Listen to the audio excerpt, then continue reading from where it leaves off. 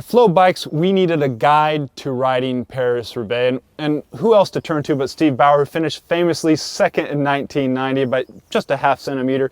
Steve Bauer also in the 1988 Tour de France won a stage, took the yellow jersey, and went on to finish, where did you finish overall? Fourth overall. Fourth overall.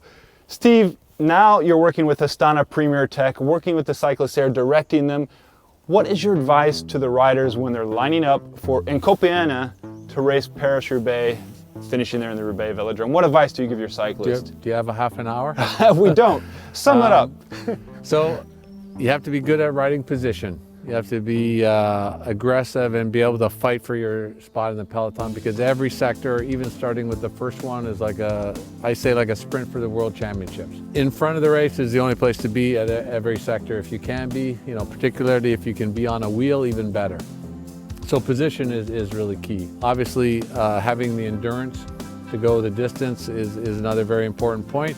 But also being able to ride the cobbles, in a smooth way. Like I say, you actually try to float on the cobbles. You try not to fight them. But how do you float on the cobbles? That doesn't. Well, it's contradictive in term, but you have to use a gear that's not too big and not too small, but fluid. So you want being able to put constant power on the pedals.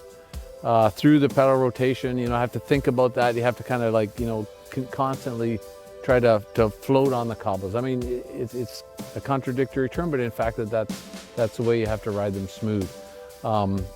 As I said before, being on a wheel, not being in the wind, and being in front. So that's the key. If you can save energy by being in the front, by being protected, is the constant battle, because it's a balance between, okay, I can take the cobbles in front, but you're in the wind. But you want to be in the right place in the front of the race. And that's a constant battle throughout the entire race. Every sector, every bit of the race, all the way to the final. And there's something like 25 sectors, I think, around 50 kilometers in the 250 kilometer race, 50 kilometers of cobbles. We're standing about 150 kilometers into the race. Normally there's 100 kilometers from here, the Arnberg Forest, to the finish. When does this race truly start? Is it from the start line in Copenhagen? When does it really begin for the riders? It's progressive. Obviously, right from the start, certain teams want to be in the breakaway. Once the breakaway is established, the next phase is the first sector of cobbles. Here in Arnberg is sort of like phase 2. You've gone through a bunch of section of cobblestones. Now phase 2 is really entering the final 100 kilometers of the race, so it's really critical. Coming out of the forest, reassessment, going into the final, then it's every sector is a battle. You never know when the race may split depending on the wind. Often, the key sectors come closer to the end due to the fatigue of the race.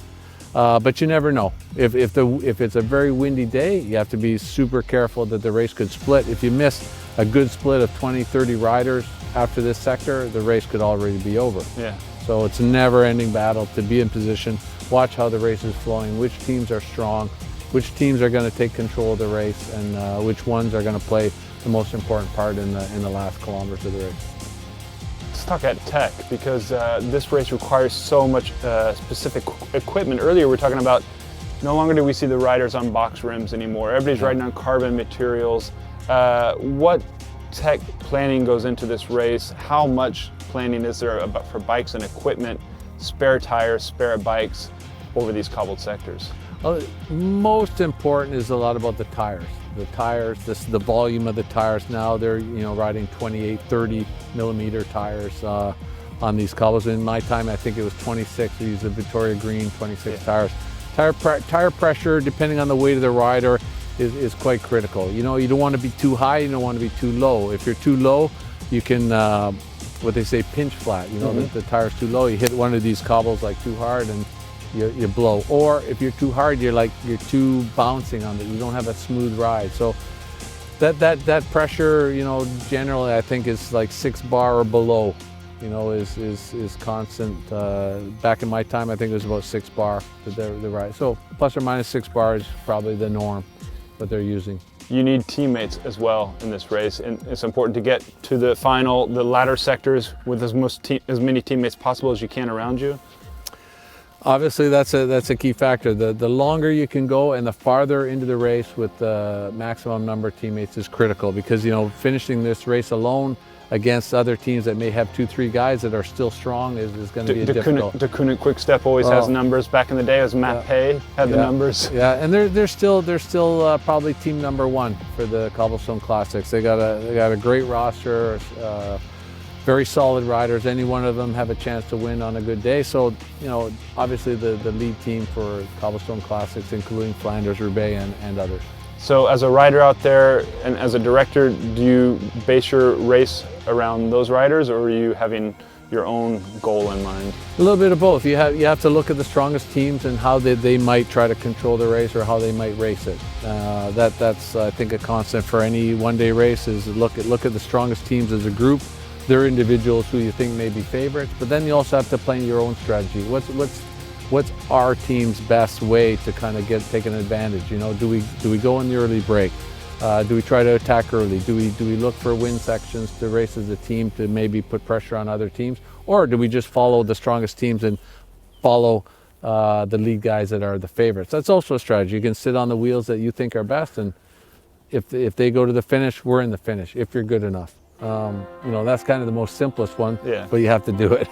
Now, looking at these cobbles, these things look nothing like we see for the old Quaremont, Paterberg.